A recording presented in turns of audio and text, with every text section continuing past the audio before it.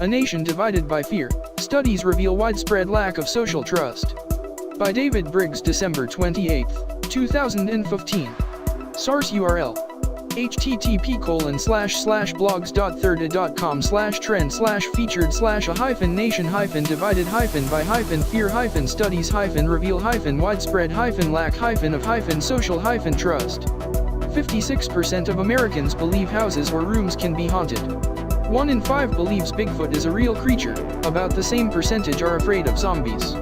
Yet at least until The Walking Dead put up their own candidate in the New Hampshire primary, those are not the concerns that should frighten us the most. Fears can become toxic, research finds, when they turn groups of people against one another, breaking down the sense of social trust that enables nations and communities to work together for the common good. America may be nearing such a critical tipping point.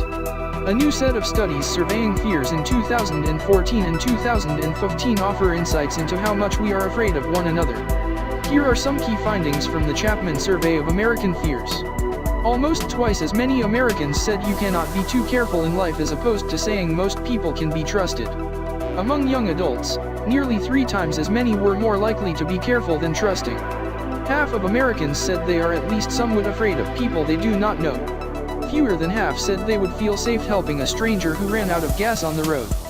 The fears and distrust often target the most vulnerable among us. Nearly 4 in 10 Americans in the Chapman study said immigrants bring diseases into the country, and illegal immigrants are more likely to commit crimes than U.S. citizens.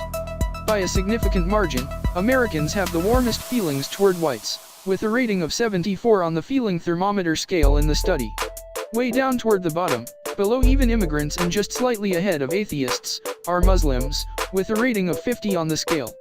A nearly 3-fold increase in hate crimes against Muslims in mosques in the last month, one study found, is evidence that they make easy targets. Politicians who would not dare target majority groups in the same manner float proposals such as banning all Muslims from entering the country. But it is a dangerous game. When we get too fearful, we tend to get more emotional than logical, and you can actually create the threat that you fear, said Chapman sociologist Christopher Bader, a lead study researcher. Fear beyond reason. Compared to 20 years ago, what do you think has been the rate of crimes such as child abductions, mass shootings, gang violence, school shootings, and pedophilia and other sexually predatory acts against children? If you are like most Americans, according to the Chapman study, you believe there has been a marked increase in such terrifying offenses. In truth, from available statistics, there are fewer such crimes in each category. In some cases there have been dramatic declines, Bader noted. What the Chapman studies help us understand is how our fears can override reason when they touch on deeper parts of the human psyche.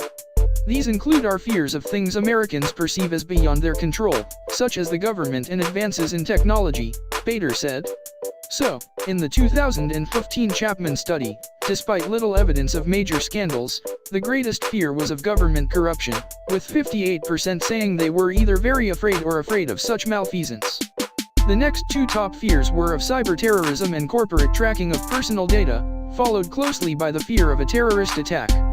Deeply ingrained fears of the other reveal themselves in the latter. It may have been white men who blew up a federal building with a daycare center inside it in Oklahoma City, or shot up a school in Newtown, Con, or more recently committed mass murder in a black church in Charleston, SC, a reported attempt to start a race war.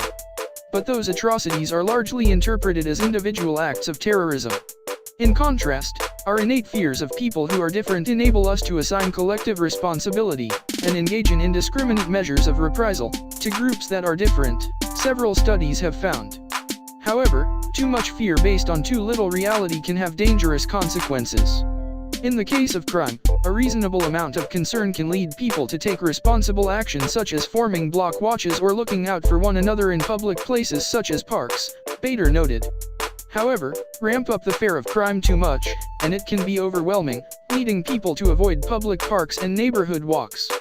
So the area becomes less safe as public space is ceded to the people most likely to commit crimes, researchers have found. Similarly, anti-terrorism efforts have been effective in identifying individuals most likely to commit such crimes, and actions can be taken against them. Moreover, a 2014 Duke University study found that since the attacks of September 11, more Muslim American terrorism suspects and perpetrators were brought to the attention of law enforcement by members of the Muslim American community than through federal investigations. Yet, the reaction to the terrorist attacks in Paris and San Bernardino, California, have created a moral panic among many Americans that seeks to hold each member of a religious minority accountable. Recent examples of such apparent, third-party revenge, ranged from shots fired at a Connecticut mosque and a fire set in the prayer area of an Ohio mosque to a 6th-grade girl in the Bronx reportedly being attacked by 3 boys who tried to take off the hijab she was wearing. Leading GOP presidential contenders have made startling proposals appealing to these fears. Donald Trump seeks to establish a religious test for immigration by banning all Muslims.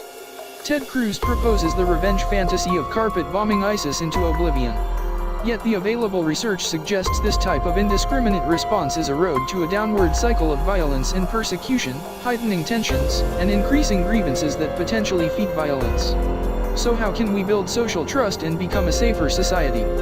First, research suggests, we have to realize this is not going to be easy. It is not only cultural but genetic traits that lead us to fear others outside our group. Be not afraid, and love your neighbor as yourself, may be clarion calls of scripture for the nation's majority faith, but in the Chapman study mainline Protestants, evangelicals, and Catholics all expressed less warmth toward Muslims than the general public. Education needs to be a priority, analysts contend. Helping people become aware of and understand the psychological mechanisms behind hatred may open doors to reason, compassion and an awareness of what can be the absurdity of human antipathy toward other groups, says researcher Willem Michener of the Massachusetts Institute of Technology. If human feelings of enmity are innate and spontaneous, they are not infinitely strong. It is possible to overcome them, but people need a reason to do it, she writes. Sociologist Bader hopes research such as the Chapman studies will help Americans become aware of the distance between many of their fears and reality, and to understand the psychology of fear that helps drive emotional responses against minority groups. There's always fear of the other, the people we don't understand, the people who are different from us, Bader said. Let's not have our fears create a more dangerous world. Responses to A Nation Divided by Fear, studies reveal widespread lack of social trust. Terry Barnes says. December 30th, 2015 at 6:35 a.m. I think the overabundance of negative news coverage in our country and around the world is a major factor for all of this fear. Certainly, I do not wish that we as a society become ignorant of what is happening around the world, but positive stories such as Muslim-Christian interfaith meetings simply don't the same amount of attention. Rather, we hear mostly about terrorism, murders, theft, and other kinds of mayhem. We have to remember that when we read an article or watch a newscast we are not always getting the whole picture. James Driscoll says. Your comment is awaiting moderation. June 26, 2018 at 10:46 a.m. My name is James Driscoll and I am a peace builder. It is June of 2018. I would like to bring to your attention to the correlation that the erosion of trust leads to violence, murder, and mass shootings. In an October 6, 2017 article, in the Washington Post, this topic was covered. https://www.washingtonpost.com/outlook/how the erosion of trust leads to murders and mass shootings /2017/382CC4B2A91E11E792D158C702D2D975_story.html. No redirect equals on end UTM_term equals 0.15 of 54B94D8D. And I quote a paragraph from the article here.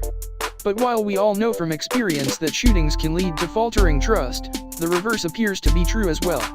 My research has found that declining trust in our institutions, our social structures and one another leads to more lethal violence, including mass murder.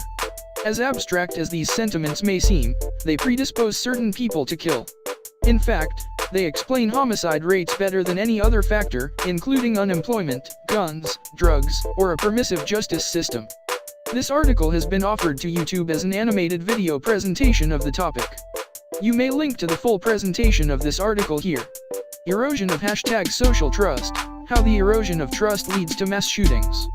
https://www.youtube.com/watch?v=sign fkvqhatmgz4 list=sign pl9fplp-nx9urm4w-rvog40zi6mrg_kjj&index=sign 18.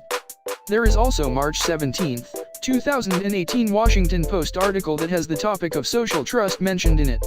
https://www.washingtonpost.com/blogs/post-partisan/wp/201//03/277/the-left-term=sign.31889db1360. And I quote two paragraphs from this article. Social trust is, well, what it sounds like. How much do you trust your neighbors? And in turn, how trustworthy are they? In a low-trust place such as Greece, people don't trust their neighbors not to cheat, which in turn makes them more likely to cheat themselves.